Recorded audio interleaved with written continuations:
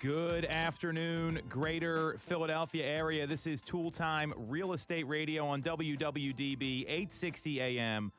I'm Tom Toole. She's Stacey Mitchell. Sarah Tymon is lost on I-76. I don't think she's lost. She's just not moving. And we got Nick behind the camera, and we all work at the Tom Toole Sales Group at RE/MAX Mainline, the number one RE/MAX team in Pennsylvania since 2018.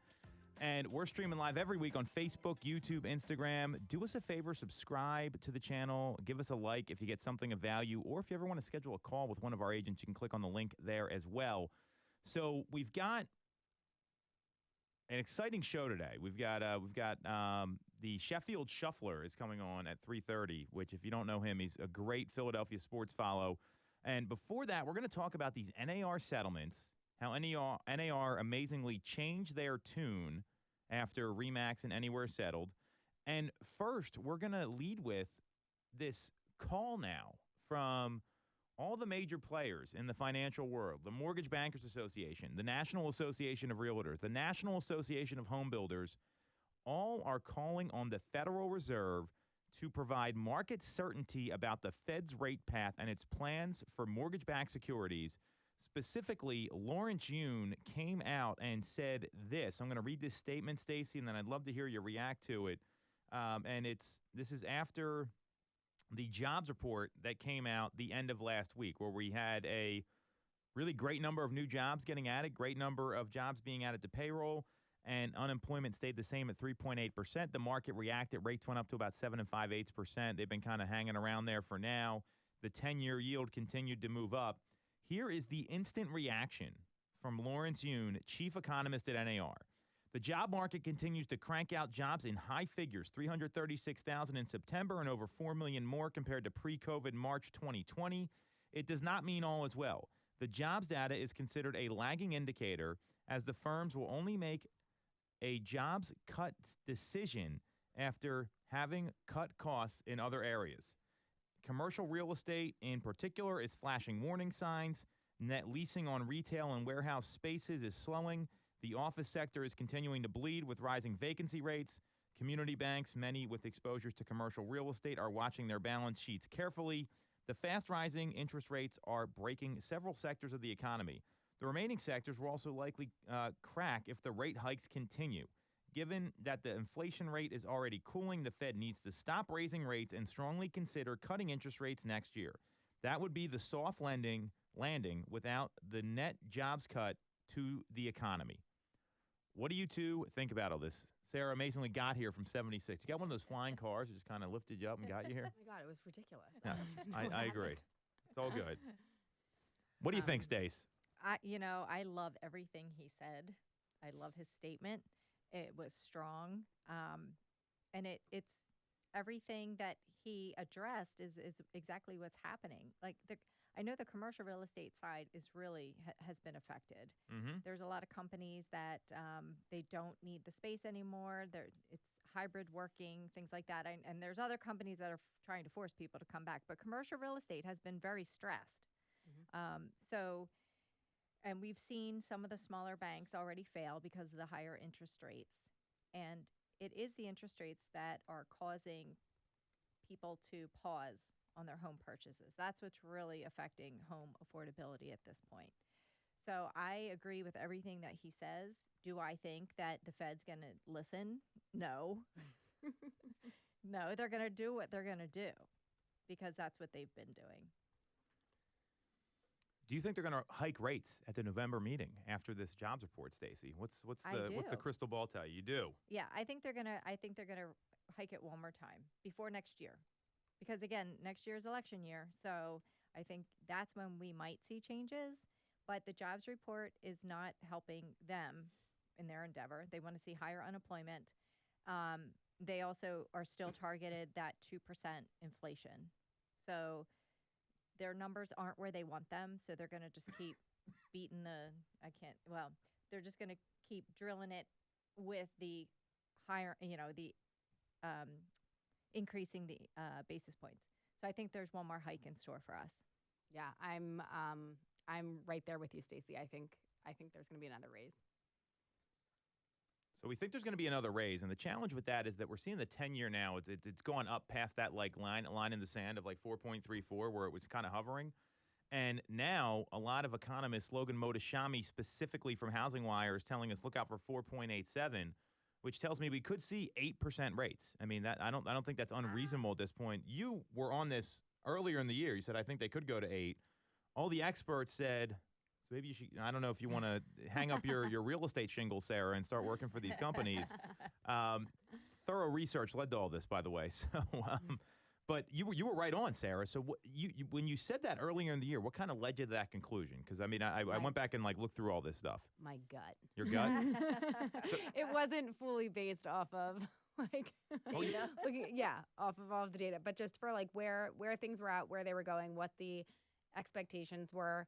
And I mean, I was very much hoping to be wrong, but it still is shocking if it goes above 8, that's going to be a hard pill to swallow.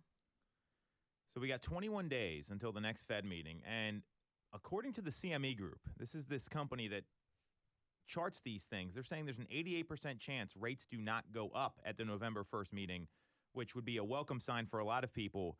And here's the challenge with this, that we know when the Fed increases rates, it doesn't automatically increase mortgages. That's not how it works. The market's got to react. We saw the market react to the jobs report, which was way favorable. And one of the challenges with this jobs report is that, and Logan Mohtashami at Housing Wire did the analysis. If we didn't have the pandemic, big if, but we did. That's a big if. But here's the analysis. If jobs were being added at the normal pace prior to that, right now, the U.S. would have between 157 million and 159 million jobs. So that would be step one. And then from there, if we were to chart where we are now, we're kind of playing catch up with these jobs that are getting added. We're at 156,800,000 and change. So we're getting close. And this is a lagged piece of data, right? This is the issue with the Fed is they like lag indicators. They're like the real estate agent that had a great year last year and is having a horrible year this year and just keeps looking at how many homes they sold in the past and not where their business is going. Right. You're laughing. This is very true.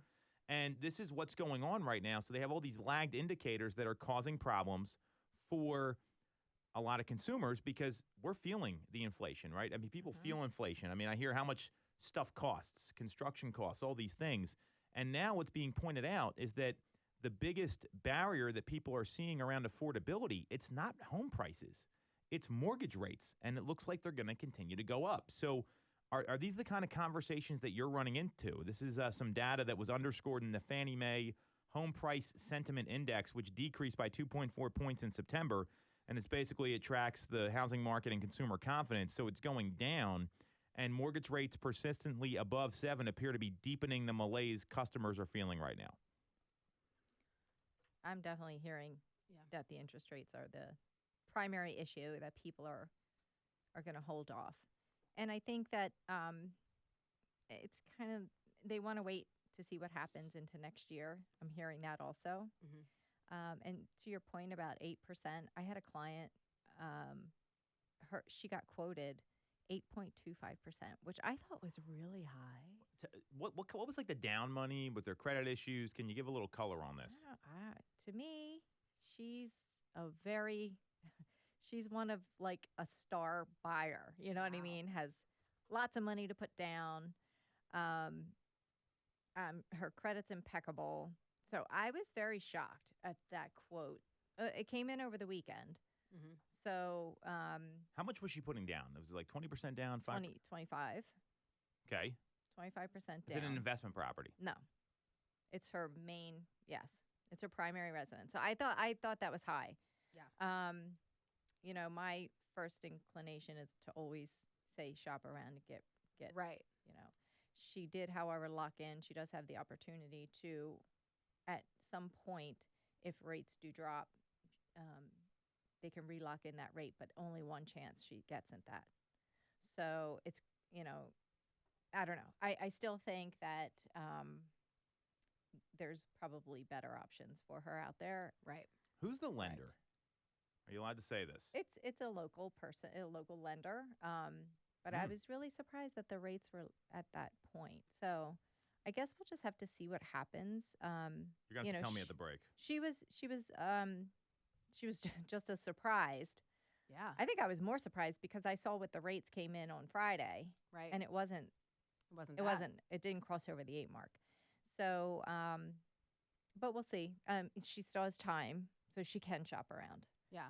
But I think that So she's under contract.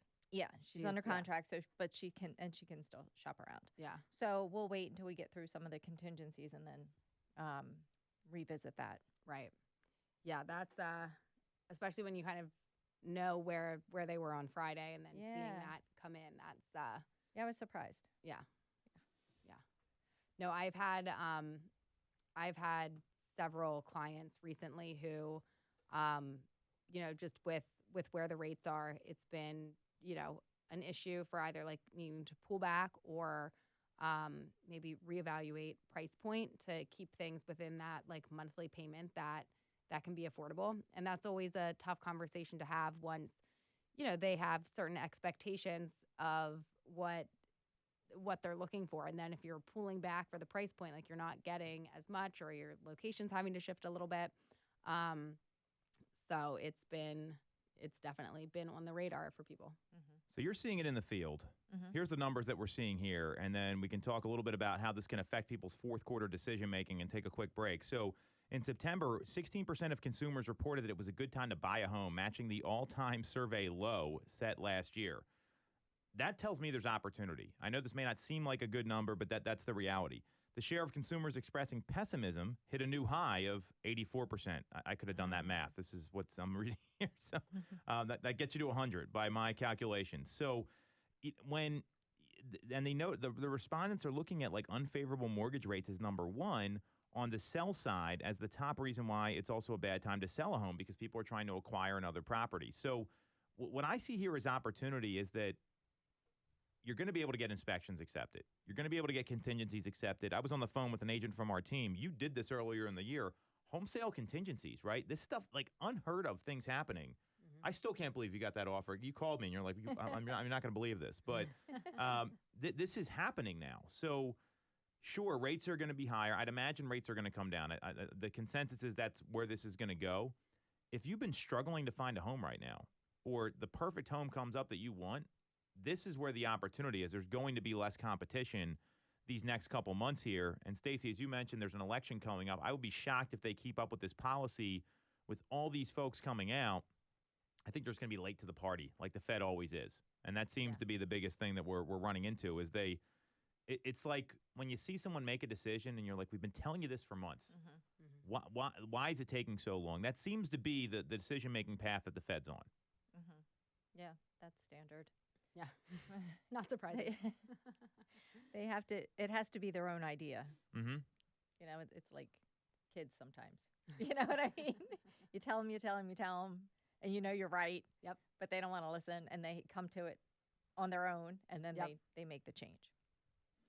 So, real quickly, you guys are in the field all the time. I'm meeting with sellers constantly. What I'm telling sellers right now, and then I want to hear what you're telling your folks, is that these conditions aren't ideal. This is where we are. However, if you've got your place to move to, there's no better time to sell your house because the demand is still there for the people that are really serious. Mm-hmm. And home shoppers in the fourth quarter, people don't put on their winter jacket or whatever they're wearing in this time of year and go out and look at homes if they're not serious about buying something. I am so clear on that. And even if they're looking at homes when rates are at 7 5/8, they're going to buy something. They're not messing around. This isn't like looky-loo season like we saw a lot during the pandemic when rates were at 3 and you didn't know who was serious and who wasn't. Right. Mm-hmm. How are you advising your clients right now, especially on the purchase side? You had someone that just bought a home over the weekend. I know you've got a couple clients that have gone under contract recently in these conditions. What are you saying to them? And maybe it's them just making the decision. I don't know. But how are those conversations going real quickly here? Well, the clients that I'm working with now, they all have real motivation to move. So, and you know that because if they have children, they're going to be switching school districts. So they're serious. Mm-hmm. They either have lease deadlines or job transfers, things like that. So it's all about, finding the opportunity. And you're right. All the offers that I'm negotiating now have inspections. 2 of the offers that I'm in process of negotiating are below asking price. The one was not. We had to go over asking price. So it's different. It's different. Each house that your clients are looking at have different, some might have issues that other people don't want to deal with. They want move-in ready. They don't want to paint or change carpeting. Right. Things like that. So you look for those opportunities. Yeah. And there's room to negotiate. So I think for the serious folks out there looking, it's definitely, you can get your inspections so you can feel good. You can negotiate those inspections. Yeah. You don't have to, give everything away or, waive them or just do them for informational purposes. Let's see, let's make them feel comfortable. So I think to them, that is some relief. They do feel like, okay, this is at least we're getting that. We're comforted. We could terminate if something is too out of the realm for us to deal with in this home and continue our search. So I think it is a great opportunity for buyers at this point, even though the interest rates seem to be somewhat higher than what they were a couple years ago. Right. They're still below the historic average. Right. Yeah, I mean, I would say, like, first and foremost, obviously, motivation is pretty important here for who's going to, put in the solid offers and who's going to continue to look when, not every piece of this is as favorable. However, when rates were lower, then there were other things that weren't quite as favorable. So it's kind of pointing out the positive and pointing out the wins where you have them. Breaking down, like kind of bringing it back to what is the reason for the move? What is the motivation for the move? And then, looking at the numbers and does it still make sense for you right now? Because there are certainly some people who, as much as they would like to, maybe it doesn't make sense right now. But for those where you can make it work, pointing out the positives, and sometimes, people will start off in their mind with, I need this, and this. And then as you're out looking at things or as you get outbid on different homes or your terms weren't there or whatnot, helping them kind of figure out, what is a want, what is a need, or what is something that you could get to later. And maybe everything doesn't need to be perfect right when you move in. So just kind of like bringing it back to having those conversations and then helping them find the right fit. But if you think about it, is there ever really a perfect Right. market? I mean, people 2 years ago were complaining they didn't want to compete. Yep. They weren't paying, $50,000, $75,000 over asking price. Yeah. And they did want to go up against, or waive inspections and, Right. be one of 12 offers in a pile. Right. So you have that side of it. And then when things kind of start to favor them, then there's complaints of the interest rates. Right. And I mean, I think it always comes down to like control what you can control, but there are certain things that you can't. And so for some of the people out there who are pulling out because, or like, are focused on these interest rates, if it weren't the interest rates, there's a good chance it would be something else. Because you're right. It's never just perfect. Right. Just get the house. Yeah. And I think that goes for the people that are looking to sell too, where they need to find a new home. You might need just to modify it a little bit and just and get clear on what your must-haves are. So well said, ladies. We're going to take a quick break. We're going to come back. We're going to talk about NAR backpedaling again. Shocker. This is all we talk about is NAR and these rates. And then we're going to come on. We got the Sheffield Shuffler coming on at 3:30. Very excited to talk to him.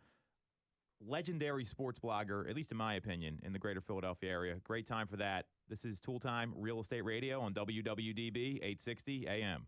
For the best local mortgage service and great rates on your money, look no further than Mortgage America. We've been operating in the greater Philadelphia area for 40 years with a focus on smooth, easy access to home purchasing. Whether you're a first-time buyer, upsizing or downsizing, or just refinancing, we have programs for you. We also have closing cost assistance programs and access to subsidized interest rates. Pre-approval is free, no costs or commitments. To learn more, visit our website at mymortgageamerica.com or give us a call at 610-439-8000. We always have a person available to take your call with around-the-clock human service. Purchase your home with the personalized, local service you find at Mortgage America. Mortgage America is an equal housing lender. NMLS 128501. Have you considered a career in real estate? Do you want control over your income? Whether you have a license or not, call us today at 610-692-6976 or visit TomToole.com. Join our team, the Tom Toole Sales Group at RE/MAX Main Line. I'm Tom Toole of the Tom Toole Sales Group at RE/MAX Main Line. If you're thinking of becoming a real estate agent in the greater Philly area, I have a special offer for you. Our team did $165 million of volume in 2021, making us the #1 RE/MAX team in Pennsylvania and a top 1% team nationally. Our agents love us because we offer them a successful career, a great life, and an unbeatable culture. Agents who've been with us for at least a year average 30-plus sales. Even our brand new agents average 17 to 24 sales a year. We offer proven systems and expert training. We help you set more appointments and sell more houses. Now here's the offer. If you don't have a real estate license yet, we offer real estate scholarships so you can get one for free. Check it out at realestateScholarshipProgram.com or visit the Tom Toole Sales Group at RE/MAX Main Line at tomtoole.com.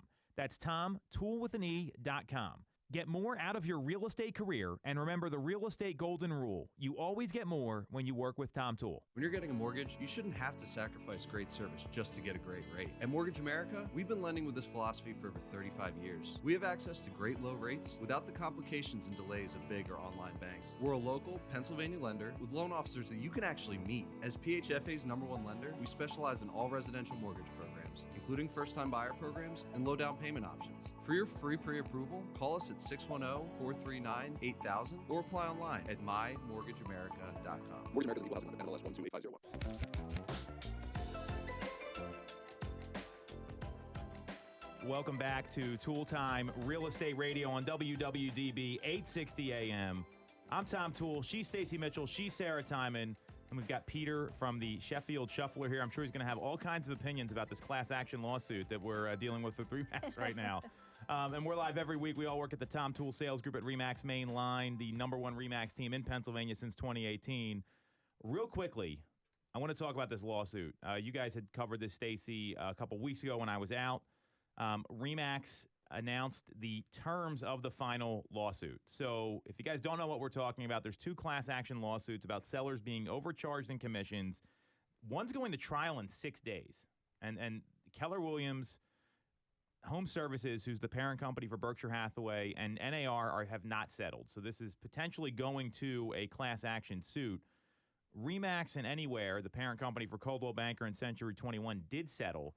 And the terms of the settlement got released early on Friday, late in the week. Here's the terms. I want to get your take on this. So RE/MAX and Anywhere basically did the same thing. So the terms were they're going to display offers of compensation. You cannot say it is free to work with a buyer agent. You can't have a software filter that restricts MLS listings on the compensation being offered. You have to show and market properties regardless of the offer of compensation, and there is no minimum commission requirement. What do you guys think about these terms? We're already doing that. Right. Well said. This is a nothing burger. I don't think this is anything at all. No. And a good agent should be doing this. Now, what's interesting is as soon as this happened, you see NAR came out and said, hey, we don't have to offer a commission anymore. That makes me a little nervous for those guys. Right. I'm actually grateful we're out of this suit. I think this is a really good thing for anyone associated with RE/MAX. Yeah, that was, like for most of, we're already doing it anyway. I didn't even know there was a way to filter by commission. I didn't either. I Didn't had know that was a no thing. clue. Is there really? So when the DOJ settled with NAR, because remember there was that investigation that got overturned. It was the first time in history a DOJ settlement got overturned. Yeah. What ended up happening was they started implementing a lot of these things already prior to, and then when the new administration got elected, they just flipped it. So a lot of this has been implemented, and it's not really it's good agents are already doing this stuff. I think you said it. You said it really well. Right. Yeah. I mean, we buyer agent services are not free. Somebody pays for that. Right. The seller, it's negotiated, you Yeah. know, during the listing contract. Yeah, and I didn't even know you could. Well, I guess you can, but I didn't even know that would be an option. So that never even hit my radar about filtering out of compensation. Yeah, so it's interesting though. So NAR is not going to require membership. Yeah, so that's the big thing here, and it's not NAR. It's the franchises aren't going to require you to be a member of NAR. Now the problem is we have to do this to get MLS access, Right. which is, I mean, talk about a forced fee. Yeah. Like, oh, you don't have to do this unless you want to access all the properties for Right. sale. Yeah. Right. Right. Unless you want to do business in a normal way. So I see this. You've had 3 major companies now say you don't have to be members of NAR anymore. Redfin, Anywhere, and Remax. And Anywhere and Remax, I'm a lot more concerned about than Redfin because Redfin, it's a discount service. Their agents aren't like some of these older school brokerages that are out there. So, what I get concerned about is NAR now is all of a sudden backpedaling on their stance and allows listings with 0 commission. I mean, I don't see how this goes well for them going to court. You might as well just settle at this point. Right. Yeah. And maybe they have more money that they're trying to grab from those companies versus, Remax settled for $55 million. It's a lot of money. Mm-hmm. They had about $89 million on their balance sheet, so it's not chump change. But I think it's actually not a bad number to settle. Mm-hmm. Yeah, we don't know. Maybe there will be settlements in the week coming because sometimes that happens. At the last minute, they come to terms. Yeah. And they decide to settle. It's like a game of chicken, Right. Right. So there could be a lot of negotiations going on behind the scenes right now, and it's not going to. The hearings aren't going to start. So we'll have to wait and see what happens in this next week to come. But I think, they at this point, since there's already been 2 settlements, it's probably to their best interest for sure to just try to get it settled. Is NAR going to go away? I see this is what's happening here. I mean, you already had these major companies. I mean, Coldwell Banker's been around forever, right? If they're saying you don't have to be a member of NAR, I don't see how this. It's $700 to be a member of NAR. They spent $46 million on some marketing campaign that was a bunch of nonsense. And I'm being nice here because we're on the radio. Do you see NAR folding? As long as they have the reign on access into like the MLS and stuff, I feel like how are you gonna like continue on again in a normal like productive way without it? But yeah, it seems like some of their power is dwindling. They're going to be hurt. They're going to be crippled by if members, if people aren't joining. Mm-hmm. I know they lobby, Congress for things. So Doesn't seem to be going well with these lawsuits. Exactly. And, their leadership, that they're very questionable. Yeah. So I would like them to open up their books and see where the money's going. Right. Well, they did tell. I went to that marketing campaign and these outlandish salaries to people that were tolerating sexual harassment in the Chicago office. So my concern here, I think there's an opportunity now for a new association to rise up that's actually going to be productive here. I mean, the code of ethics is kind of, it's whatever. The MLS access, if Bright already went against NAR once, where they eliminated the compensation, right? Bright's our local MLS here. If one of those MLSs said, and some MLSs don't require NAR membership, by the way, just not any of the big ones. New York City doesn't even have an MLS, and that's like the most lucrative market in the country. Right. If you see one of these MLSs break away, that's it. I think it's over, and you're going to see the association fall down or a drastic overhaul. I don't know which. They're in a lot of trouble here with these companies saying you don't have to be a member of NAR anymore. What's the relationship? Like, what's the agreement between NAR and Bright? So in order to get MLS access, you have to be a realtor. Right, but couldn't Bright enter into their own separate? Well, there's other MLSs like in Portland and Seattle and other places. You have to be a real estate salesperson, right? So a real estate salesperson is the license we all hold. Mm-hmm. The NAR is a designation. You go sit in that boring class. You get a pin. Yeah, you get. I threw my pin out today, by the way. I was cleaning my office. No joke. I tossed it. There's no benefit anymore. I mean, MLS access is it. And if this falls down, I think NAR's in a lot of trouble. I mean, and it's going to be really interesting to see what happens here. Why would Bright still want to be affiliated with that? I don't know that they're going to be. I think that's my point. I think I could see one of these companies pulling away. Okay. And when that happens, that NAR is done for. I mean, Bright is the second largest MLS in the country. New York City already doesn't have an MLS. Mm-hmm. Massachusetts, you can opt out of NAR membership and still get MLS access. Mm-hmm. So it's not like this is unheard of. Mm-hmm. It's kind of like a monopoly. Yeah. Or it is a monopoly. Definitely is a monopoly. It's like you have to buy into the Bright through. Right. Well, then through you the already NAR. have your quarterly fees that you pay to maintain access. Do you pay an annual fee to them as well? Well, there's Or an is it annual just- dues to NAR, and then there's NAR. quarterly for Bright MLS. Yes. Right. So I wonder if Right. NAR goes away, will there then also be an annual in addition to your quarterly? Probably not. Right. I don't think Bright sees any of that money. I mean, really, Okay. it's the electronic lockbox, which is kind of a pain in the butt anyway. Supra. Well, some of these people, they're like, I don't have one. So if you put it on Yeah. your listing and you got to go show Right. it, it just creates more problems. So. Right. Exactly. Well, then what's funny, sometimes there'll be that one, but then they'll have a regular lockbox hidden somewhere else, and it's Right. just well, then Well, what what's is- the point? right? And sometimes when you go out like southern Chester County, you can't even get a signal. Right? Isn't that So, the worst? Yeah, it's the worst. Yeah. So you got barely a signal, and you're waiting for the beeps to come in, and you're waiting for the electronic lock to open. Yeah. Yeah. Sometimes, and if your battery's low on your phone, Right. so I think doing away with those electronic lock boxes is probably a good idea anyway. Right. Give me my $13 a month back or whatever But you have not- to pay no to. combo locks. Right. Oh my gosh. Yeah. There should be an agreement. Get rid of the combo locks that Right. are like I don't even know how this is the 1,000 years technology old. we're talking about in real estate. Like, it's such a joke. This is why NAR's got to go. I'm a big anti-NAR person right now. I don't.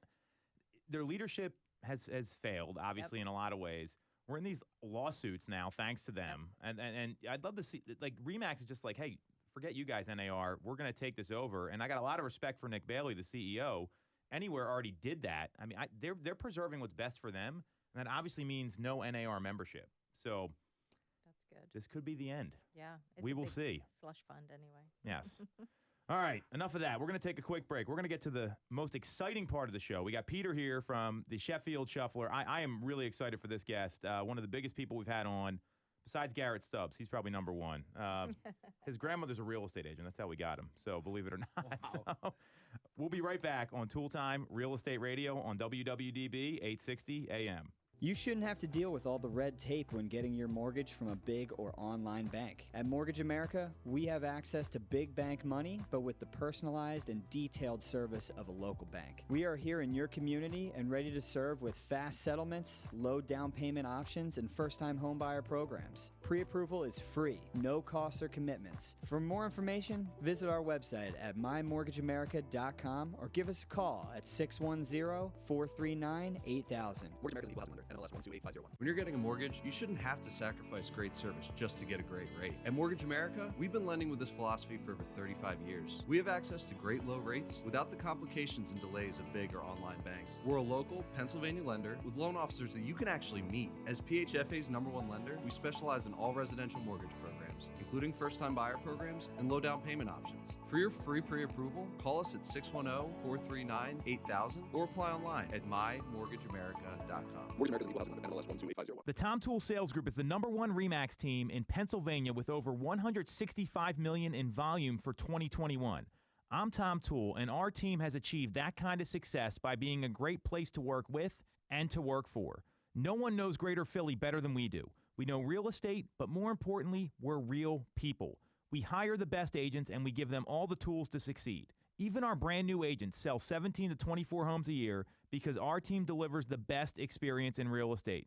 Teams deliver a better experience than individuals, and we're a top 1% real estate team in the country. We call it AAA service. We're your advocate, ally, and advisor. Because this isn't a transaction to us, it's a relationship. If you're buying or selling a home, call the Tom Toole Sales Group at RE/MAX main line at 610-692-6976 or visit tomtoole.com. That's tomtoole.com. Sell your home for more, and remember the real estate golden rule. You always get more when you work with Tom Toole. Have you considered a career in real estate? Do you want control over your income? Whether you have a license or not, call us today at 610-692-6976 or visit tomtoole.com. Join our team, the Tom Toole Sales Group at RE/MAX main line.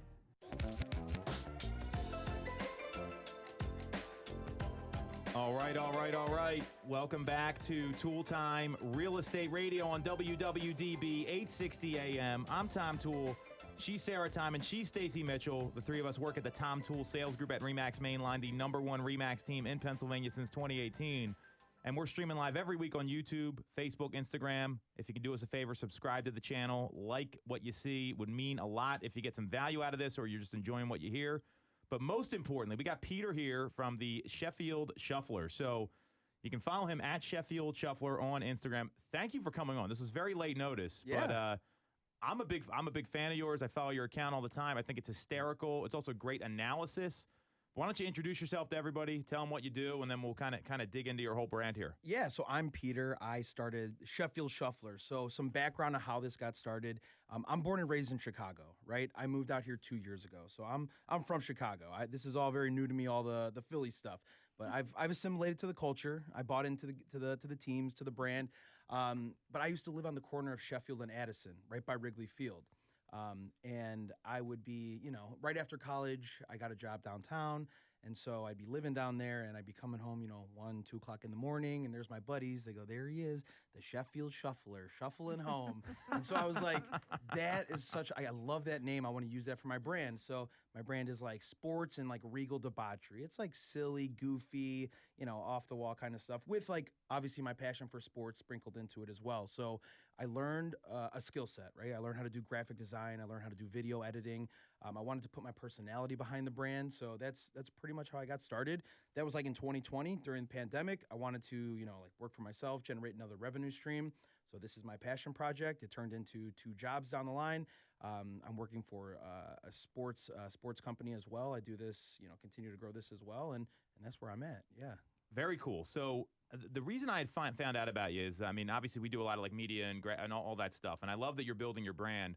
Was this video that you did about NFL quarterbacks? I don't know if you two know about this, and Stacey and Sarah are very cool. They're down to hear about whatever. Can you explain this?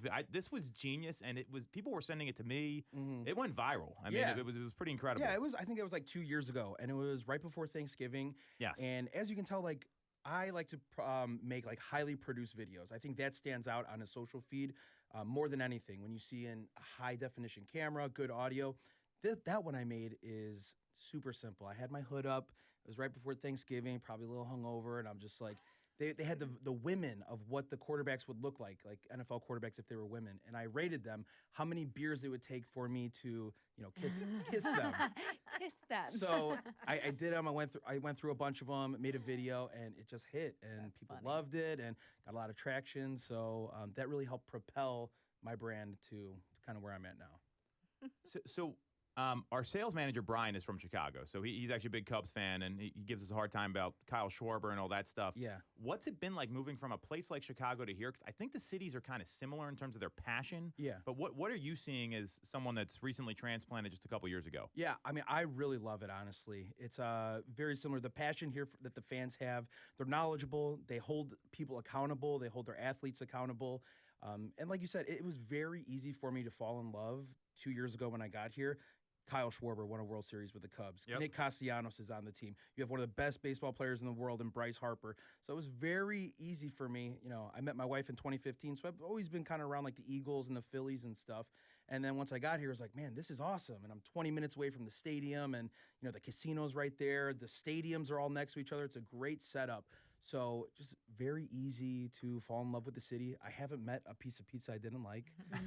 Chinese food is great. Like all the food has been good. There's nothing I miss so much from home besides a hot dog.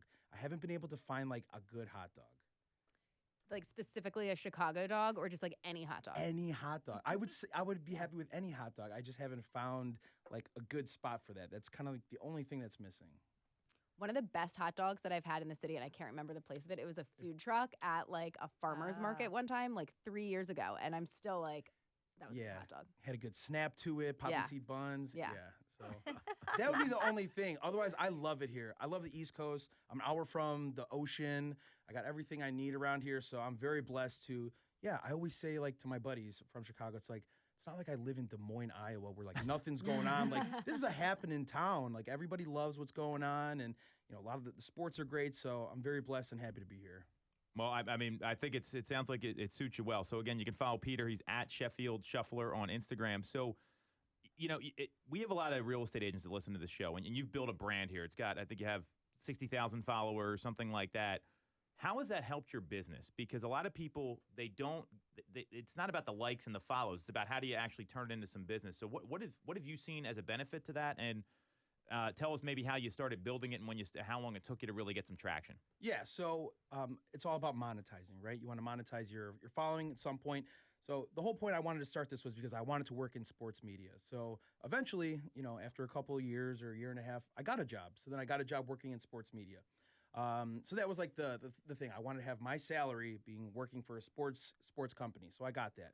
And then you want to do partnerships and other things, other revenue streams that you can bring in. And you do that by knowing what your audience is, right? My audience likes sports, they like gambling, stuff like that. So who would I partner with? I would partner with those kind of companies. Hey, they see this following, merchandise brands. I have, some partnerships with golf companies that will send me golf clothes and, you can exchange like goods just for like making videos. It's pretty cool. It's like I get all this like cool golf stuff, and golf stuff's expensive. They're like $70 shirts. Yeah. So I get like nice hats and I'm like, all right, I make a couple videos and like that's it. So you can, even if you can't monetize that way, it's basically what Instagram is. It's advertising. So brands want to work with other companies and creators who make videos and stuff like that to get their brand out there. So there's tons of opportunity all over the place. Was there like a shift that took place at some point during your process here where maybe initially you had to do most of the reaching out to some of these different companies to be like, hey, let's partner, and now they reach out to you? Yeah, absolutely. I think as you are continuing to grow, you are, I'm a hustler, so I'm always DMing, trying to connect to people and do that kind of stuff. And then as you continue to grow, then it's more so like you can kind of pick and choose and you can kind of set a price point, be like, well, this is what I start at. So those are kind of the advantages as you continue to grow. I need 3 golf shirts, right? Not exactly. one. Yeah, you 3 a month. You get 2 videos. Yeah, and you kind of learn how the business of social media and marketing and it all works, and you can kind of use that to your advantage in whatever way you see fit. I think that's great advice because there's a lot of, we talk about this all the time. There's all these real estate agents out there, and I think they're more focused on being influencers and how is it going to help their business. And a lot of it, you're in a much different business than we are, but it's how do you get the exposure out there so you can actually have like conversion conversations. And that's and you're talking about like getting into DMs and actually like reaching out to people. That's no different than a real estate agent calling the people that see their video or like following up after they send an email. It can't. It's not just a lot of come list me calls or come work with my company. So what advice do you have for someone like, did you have like a schedule that you followed or like how consistently were you building content? Because I think people think it's a lot easier than it is. This is hard work. 100%. Everybody thinks that they're a content creator or an influencer, right? I always say like everybody is just a schmuck with an iPhone, right? You are. Everybody can do this. The Phillies lost last night. Everybody can do that. You are not special. You're not talented. Anybody can do that. If you can get a $1,000 camera with nice audio equipment, set up proper lighting, analyze a game, tell a couple jokes, whatever, make it engaging. That's what it is. Engagement. Having a what is it? You take a side either way, like either side. An opinion, yes. a very strong opinion that you can back up with facts and information. Then that's where everybody wants, like, you're an idiot, you're wrong. I don't care if you think I'm wrong or if I'm right, because you are engaging and you're telling the algorithm, send it out, send it out, send it out. And that's how a lot of my content is you want to stand out on the feed. I choose to stand out by having high quality content and then having an opinion about something. And then people can agree, disagree, whatever, share it. And that's where I've found success. I like storytelling. So my most recent video that I had with Bryson Stott on there, it's about dancing on my own. And it's a story behind it. That's how I DM'd you to come on the show. It's exactly what happened. Yeah. So as you can see, like that is, a higher piece of content. It tells a great story. People can follow along. It's engaging. You don't get that by just sticking your phone out here and doing that. You have to learn a skill set. You have to know how to edit. You have to know how graphics work. You have to have motion elements. This is, and that just goes to research. People have to keep their eyes moving. The captions, 80% of people watch videos with no sound. That's why captions are so important. So these are things you have to know when you're going into creating engaging content. Yeah. I mean, that's really great work. We have a good friend of ours, or at least of mine. He's been on the show. He's the broke agent. So I don't know. This guy you might want to follow. So he's got like 400,000 followers, and it's all about making fun of people in real estate. And he hated selling real estate, so he did that instead. And he was also horrible at it, which probably helped. But and now he's got a media company that he did the same thing. So I think it's a great lesson. So what? Tell us where you're trying to grow your brand to. Like, what are some of your like longer term plans? Like, how could we support you? Because I'm just very curious on. You got the job, which is awesome. You got these partnerships. Like, what's next? Yeah, so my goal is to be ingratiated with Philly sports media. I want to talk to athletes. I want to do interviews. I want to have, friendships, with these like a casual where, we talk to each other, you come up podcast, whatever, credentials to go in the locker room. Like I want to be taken seriously, but also be able to have fun. But I want to be a part of Philly sports media. Like I love, the Phillies and the Eagles, 76ers and Flyers kind of either way, but Flyers are horrible, so don't worry about it. But those are like my baseball and football are my passion. So like those are the two sports like I want to be a part of those circles, whether it's, interviewing these athletes, talking to them, getting takes, kind of things like that. So my long-term goal is to be a part of that whole movement.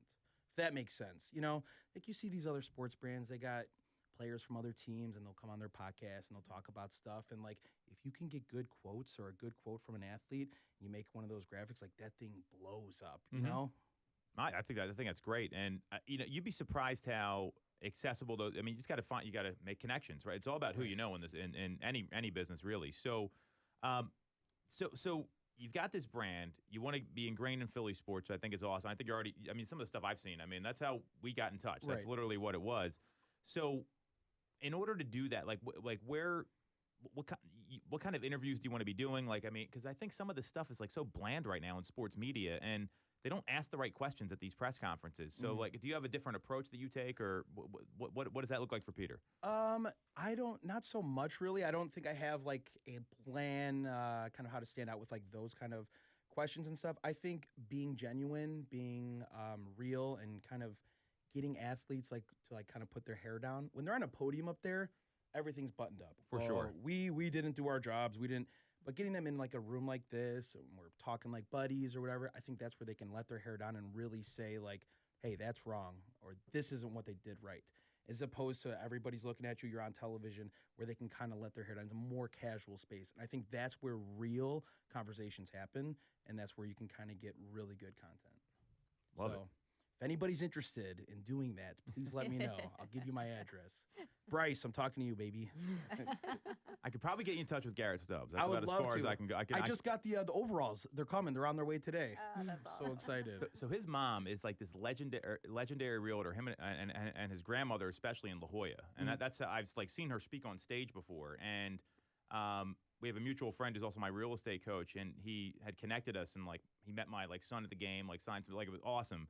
And then you see these videos coming out. He's you called him the chief vibes officer in that video, and it's all of a sudden he's all in on Philadelphia. And he's from La Jolla. He had a tough time, coming up in the majors. He was the catcher of the year. He won the Johnny Bench Award. That kind of guy, I think. That's the kind of story I think people love hearing in this town. Is that what you're seeing, that the people can really embrace someone like that? Sure, absolutely. Because what's the vibe of Philly? Like I said, I have a 2.5 year experience, but it is a gritty, tough, we don't care what anyone thinks of us kind of thing. And so, yeah, when you have a player like that who kind of has a background hey, maybe they were brushed off to the side, they weren't given a chance, and then they, exceeded expectations, or they outperformed, and now they're where they're at. And yeah, that's a great story. Who doesn't love that story, period? It's an underdog story. Everyone loves an underdog story. Yeah.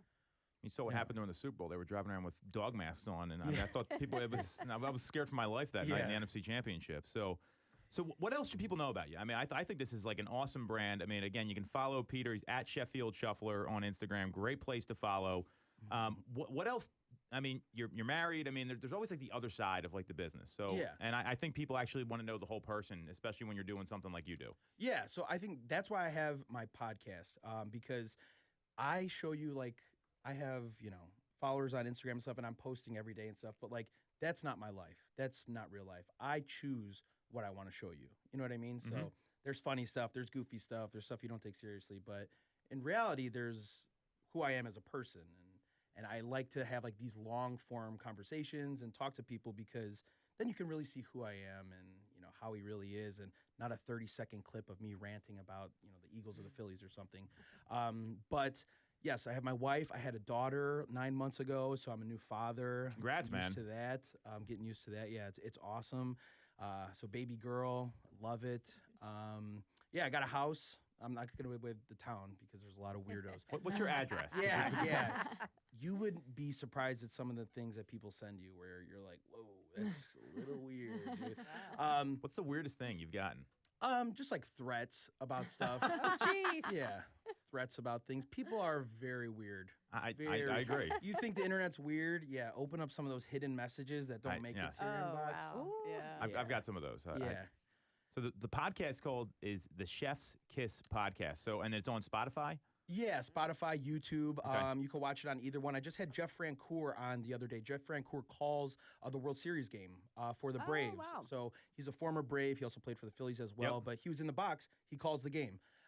So I've had him on before, and I had him on as soon as the Phillies made it in. I was like, hey, do you got a couple minutes? We talked to him, which was really great. He gave us a little bit of insight about the Braves and the Phillies. So that's the kind of what I'm working on. I have a buddy that I do the podcast with normally, and then I'm trying to book as many athletes and people of interest in like the sports world that would be interesting to listen to. So that's my goal. That's kind of what I'm working on as well with the podcast stuff. So you can listen to it on Spotify and YouTube. It's the Chef's Kiss podcast, and I love that because I think people digest a lot of content like in their car, right? And it having like that audio component, I think goes such a long way. Yeah, and like I said, it gives you that insight to who we are as people and not just like those 30-second clips. And yeah, long form. Long form is important too because I think it rounds out the picture of who this person is, and there's things that you do on social media because you know it's going to get a reaction. You know what I mean? Like, I'm not this jerk or I'm not this stupid, but like, I know how social media works and I know this is going to do very well and stand out and all that kind of stuff. So it's all, I guess it's all an algorithm. And once you figure it out, you can kind of cater to Use it that. to your advantage. Exactly. Yeah. Well, it's a skill, right? It's how do you use the platform to get people to go where you want them to go. So someone that wants to get started with social, because we have a lot of real estate agents that listen, and all of them are trying to figure it out. Like, what do I do? I want to, and like this is a time of year when we do a lot of business planning. How many times have you heard somebody, lady, say, "I want to do more social media"? I don't even know what that means. I mean, it's got to be specific. It's got to be measurable. So, what advice do you have for those kind of folks? Because this stuff applies to any business. Yeah, if you're serious about social media, you should learn a skill set. Learn how to edit. Start with CapCut. CapCut is a free app that anybody can download and learn how to edit videos. Learn how to import graphics, how you can move it across the screen. Learn how to make captions. That's going to make your video more engaging. Like I said, stand you out from the schmucks with just an iPhone. Learn if that's something important. If you want to do graphics, learn how to do graphics. There's all stuff. That's how I learned. I didn't go to school for this. If I was smart, I would have went to school for graphic design and known this stuff as soon as I got out of college. But you have to grow up and figure out what you want to do. But I learned everything through YouTube. I learned how to do graphic design, editing. I have a tablet. I learned how to draw, Illustrator. All the tools are there for you to use and to like learn and figure out. It's just you can't be lazy. I have so many like friends that are just like, well, how do you do this? Well, how do I do that? I'm just like, figure it out, man. Like, go to YouTube. Like, I'm not gonna walk you. I got you through 1, 2, 3, 4. You can figure out 5 and 6. But learn a skill set. That's what I would say, because then that makes you valuable to other brands. That's why I have a job now with another company, because I'm valuable because I can do things like graphic design, editing, and all that kind of stuff, and know what works. So learn a skill set. I love YouTube University. We tell people on our team GTS, Google that stuff. Yeah, so we're on the radio. But it's amazing. By the time you ask someone the question, you can find it on Google a lot quicker. Right. And it's probably even more specific than the answer you're going to get. And then you got it. So I love that. How often are you posting content? Like, do you have like a schedule you follow, or like that? Because I mean, your stuff, I think it's like very timely. Like the Dancing on My Own story, that was great. Do you have a schedule you follow, or how do you book that in? Because you also have a job and other time commitments too. Right. So. Yeah, so I don't have a specific schedule. When I saw that story from MLB.com about the Dancing on My Own, I knew I wanted to do that. I'm like, that is great. I can make that very engaging. But as far as like everything on social media is very timely. That's why reactions are so big on social media. Everyone wants to see your reaction. Oh my gosh, they just lost. Can you believe, like, reaction? So being timely and relevant is such a huge part of social media. But I also have a life. I have my daughter. Yeah. I have my wife. So I do keep, like, I'm always on my phone. If you saw the amount of time I spend on my phone, it's sickening. You're like, you shouldn't be on your phone that often. We're real estate agents, so okay, I think we get it. Yeah. But you're constantly scrolling. And sometimes I'm sitting there, I'm finding myself, and I'm just like, what are you doing, man? Like, I had to get those blue light glasses because I have 3 pairs. Yeah. It gets a lot after a while. But yeah, no schedule. Just kind of, I see things that'll be a good graphic. Hey, let's make a meme out of this. There's a couple tools and apps you can do to make big heads. You've seen those videos. You put Yeah. someone else's head on a video. So that kind of stuff is engaging. People share that, and everything that's shareable. Always think, if you want to make content, would someone share this or no? Because if it's no, then maybe think how you can make it a little bit different. But yeah, kind of juggling my job and then building my own brand. That would always take like a backseat, I would say, because my job is obviously first. That's what pays me. So, and then I do what I can with this as often as I can. I do everything from my phone. So Really? that is the best thing. Yeah, is I don't like to mess around with my computer. I have enough apps and stuff on my phone to where I can do it by myself. Love it, love it. So, Peter, thanks for coming on, man. This was very insightful. You can follow him at Sheffield Shuffler. At Sheffield Shuffler on Instagram. Chef Kids Podcast. Really, really insightful. And the amount of real estate agents we have listening to this, you're speaking right to them because it's the same. They have to go sell houses and then do the social media, not the other way around. So you want to follow Sarah? She's at Ty_Ty Time, looking refreshed back from North Carolina. At Stacey's at the #2 Mitchko. You can follow me at Tom Toole 3RD. And again, we're live every week on Facebook, YouTube, Instagram. Look up Tom Toole Sales Group. Give us a like and subscribe if you got some value out of this. And we'll see you next week on WWDB 860 AM.